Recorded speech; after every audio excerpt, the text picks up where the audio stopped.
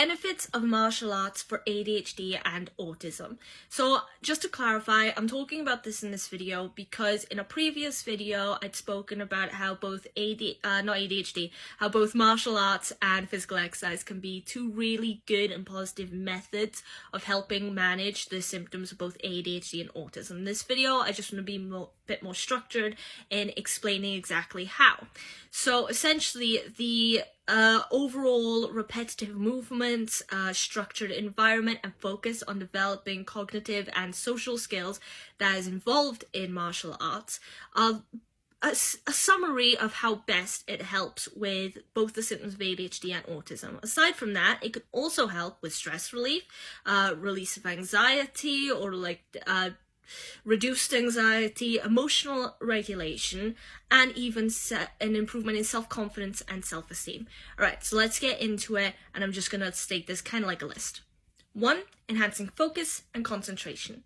So the repetitive and movement and structured routines involved or incorporated in pretty much all martial arts, so the repetitive forms and drills, are very helpful for people with ADHD and autism in improving their attention and their focus by basically providing a very structured environment that also has an ability to be engaging as an activity.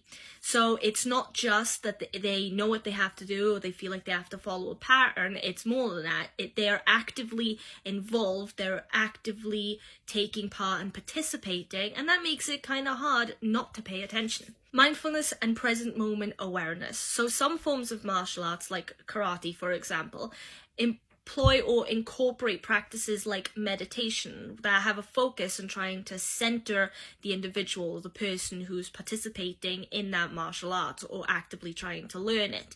In which case, those kinds of practices like meditation are very good for people with ADHD and autism in helping center themselves, be present in the moment, and essentially it almost acts kind of like a filter for them to learn or to train themselves in their mind to basically block out all of the nonsense, all of the sound, or all of the chaos of everything that's going on around them. So it's something they can employ in everyday situations as well, that then helps them remain calm, remain like they feel in control, and also not to become overwhelmed or triggered.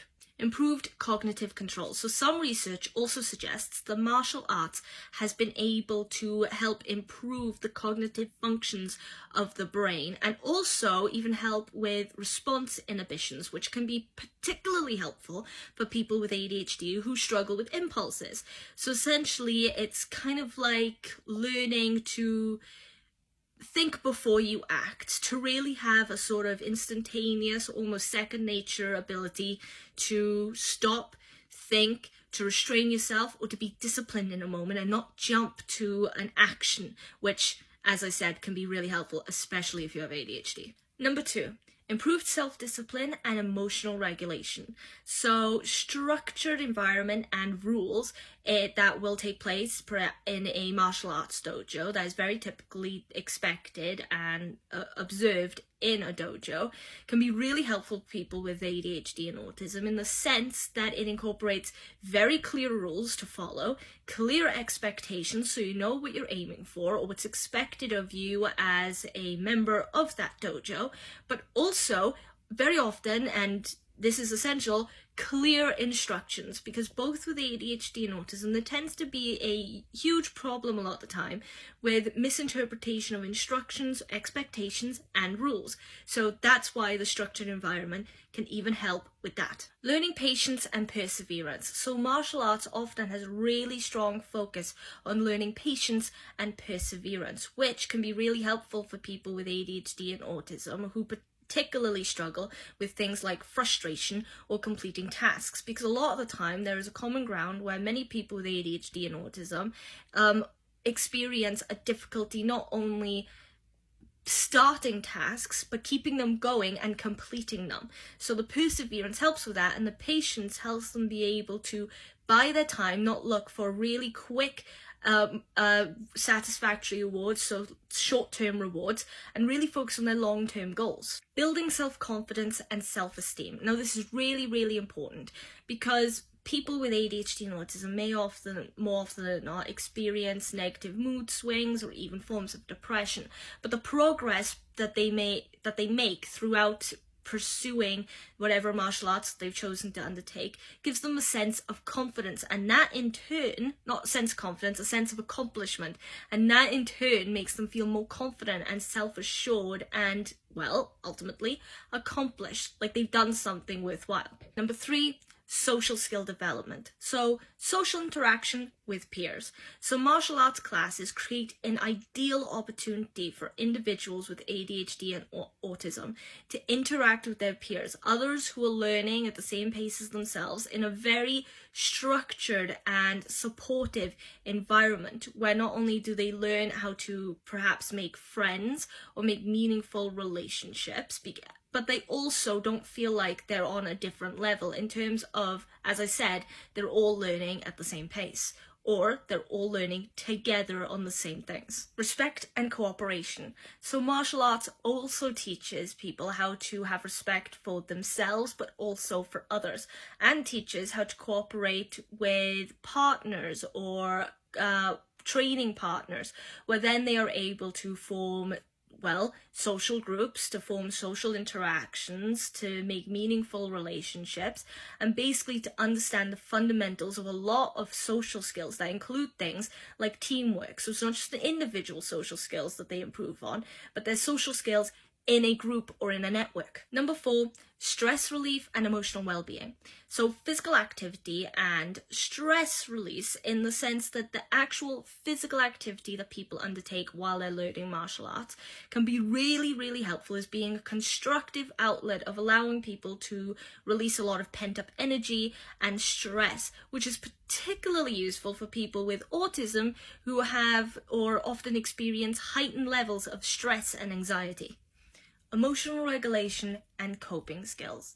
So people who undertake martial arts can also use it as a format to learn really useful methods of releasing stress and anxiety, not just on the mat, but also off the mat. So they're able to take certain methods or certain things that they learn inside the dojo to apply to their everyday life.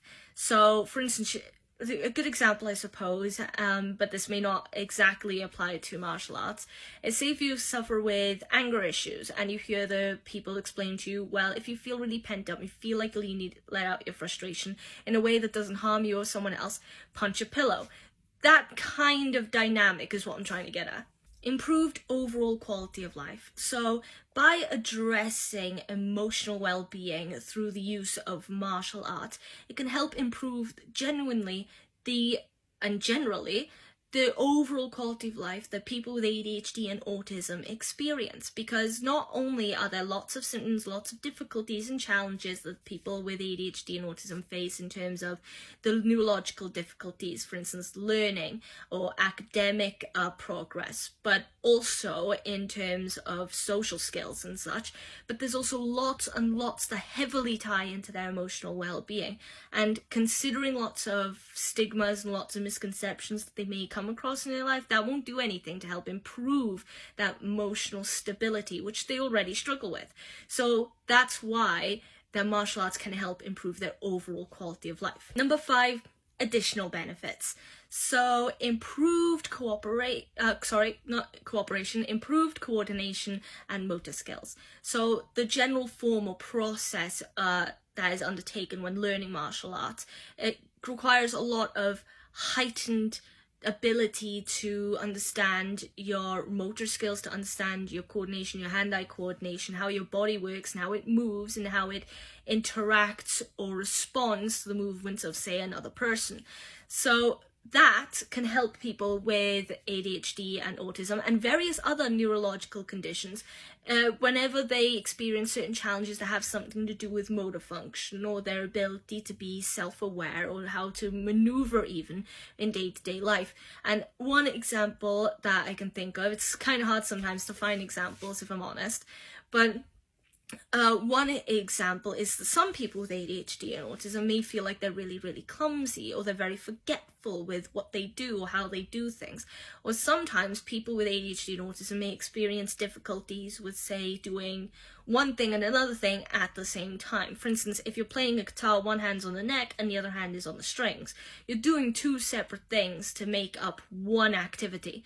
So the motor skills and the coordination that you can learn in martial arts can help with every little thing like that, where your brain usually wouldn't be able to separate the two differences. Now it's more trained and able to do so. Goal setting and achievement. So things like, say, the belt progression in some martial arts is a really useful way of helping someone with ADHD autism develop the ability to set or to perceive it as very structured, very predictable set of goals and achievements. And when they acquire those achievements, it helps improve things like self-esteem because they feel like they've reached a milestone. But in undertaking that routine and that structure, they're able sometimes as well to apply that to their own kind of goals and achievements that they want to achieve outside of that martial arts. Finally, building a sense of belonging. Now, for anyone with ADHD and autism, you can probably see where I'm going with this already, because it can be really, really difficult to feel like you fit in, or when you belong, when you already feel like you're kind of, or even when you know whether you have a diagnosis yet or not. Whenever you feel like you kind of sit outside of, say, I don't want to say like the normal fringes of society or anything like that, but when you sit outside of your peers or outside of groups, or when you struggle to form connections with people. However, martial arts can actually help create a very, like I said earlier, supportive environment, but more so than that, can help create a sense of belonging and community when you undertake the training sessions, when you undertake those classes with several other people at any one time. You feel like you're being taught by someone, paid attention by someone, which is your teacher or your sensei or whoever, your coach, but also you feel like you are in the same boat, I suppose, as everyone around you, which then helps reduce the stress that you may feel otherwise in trying to form connections with them. Okay, so that's it for this video. Now, in the next one, when I talk about this kind of thing, I'll just be talking about physical exercise and how that helps. So, general exercise. And bear in mind, a martial arts does not just apply to things like taekwondo and karate. It applies to any form of martial arts like boxing, kickboxing, and so on and so forth. So, if you like the video, please leave a like, follow me on TikTok. Any thoughts or opinions you have, put them in the comment section, questions and requests as well. Other than that, subscribe to the YouTube channel or repost the video. Now, wherever you are, I hope you're having a great day, great night, or great time in general, and hopefully I'll see you in the next video. Till then, bye!